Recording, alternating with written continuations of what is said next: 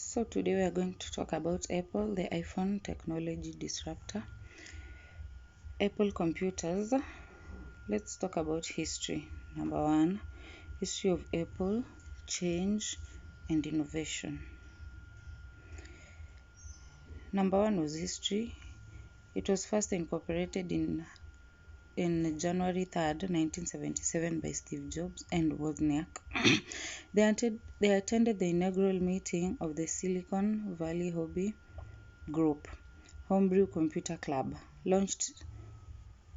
They launched Apple I in 1976 by two Steves.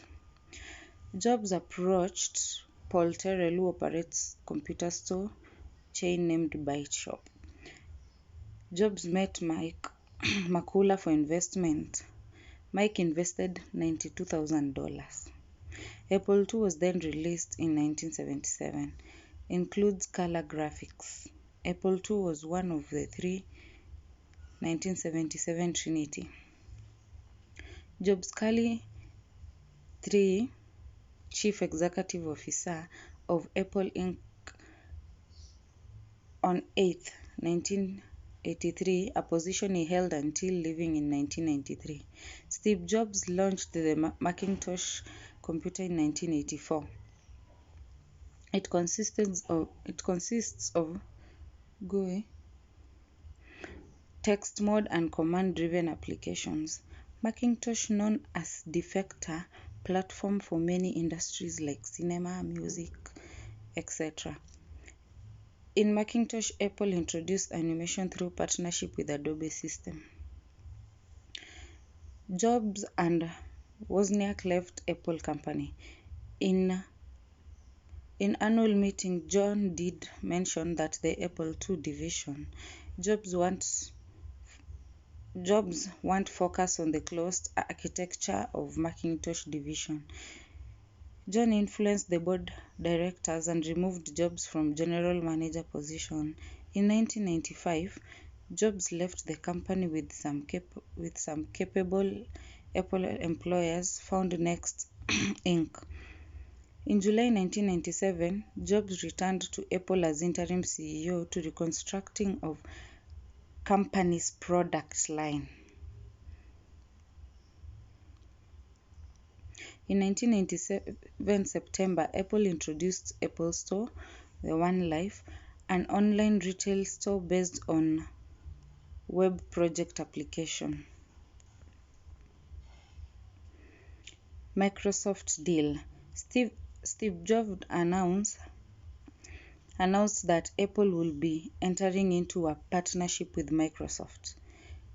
The iLife is a software suite for Mac OS and iOS developed by Apple Inc.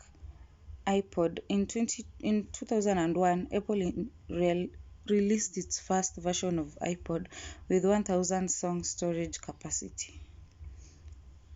Timeline of Apple Inc. products: 2001 iPod, 2007 iPhone, 2010 iPad, 2014 Apple Watch, 2016 AirPods. Number 2, it's about change.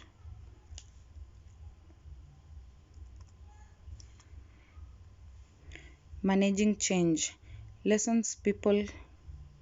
lesson people can change if you make the change appealing. Do people resist change? Yes or no? Change can be a threat to people in an organization. Reason: uncertainty, habit, personal loss, a person's belief. Techniques for reducing resistance to change. Resistance to change is dysfunctional. Facilitation and support involve education and communication, coercion, participation, negotiation, manipulation, and cooperation. These are the six tools. Contemporary issues in managing change. leading change. Organizational change is an ongoing daily change. How can managers make change happen successfully? They can give individual employees a role in the change process. They can make the organization change capable. They can also understand their own role in the process. Embracing change, recognize their own important role in the process, and final aspect of making change happen successfully involves around getting all organizational members involved. Creating a culture for change. An organization's culture is made up of relatively stable and permanent characteristics tend to make it very resistant to change. Understand the situational factors. Change takes a long time to form, and once established, it tends to become entrenched. What favorable conditions facilitate cultural change? One is that a dramatic crisis occurs, such as an unexpected financial setback, the loss of a major customer, or a dramatic technological innovation by a competitor. Another condition may be that leadership changes hands. Another one is that the organization is young and small. The younger the organization, the less entrenched its culture. It's easy for managers to communicate new values in a small organization than in a larger one. Finally,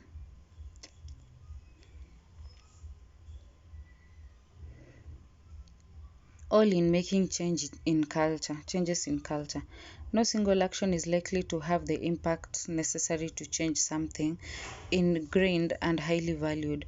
Managers need a strategy for managing cultural change. Organizational members don't quickly let go of values that they understand and that they have worked well for them in the past. Change, if it comes, will be slow. Also, managers must stay alert to protect against any return to old familiar traditions. Employee stress. Organizational change creates stress and uncertain environment characterized by time pressures, measures, increasing workloads, restructuring. Stress in the adverse reaction people have to excessive pressure placed on them from opportunities, extraordinary demands, constraints, promotion, greater. What causes stress? Stress can be caused by personal factors and by job-related factors called stressors. Organizational leadership, organization structure, task demands, role demands, and interpersonal demands. How can stress be reduced? Through controlling certain organizational factors to reduce job-related stress and to a more limited content, offering help for personal stress. Things managers can do in terms of job-related factors begin with employee selection. Managers need to make sure an employee's abilities match the job requirement.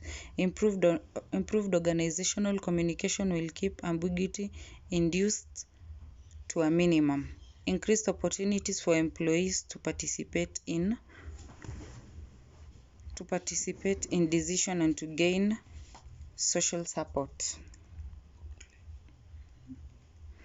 Stress from an employee's personal life. First, it's difficult for the manager to control directly. Second, ethical considerations.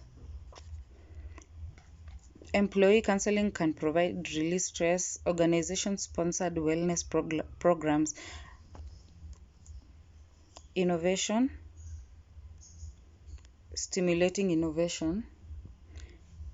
Innovation is the key to continued success.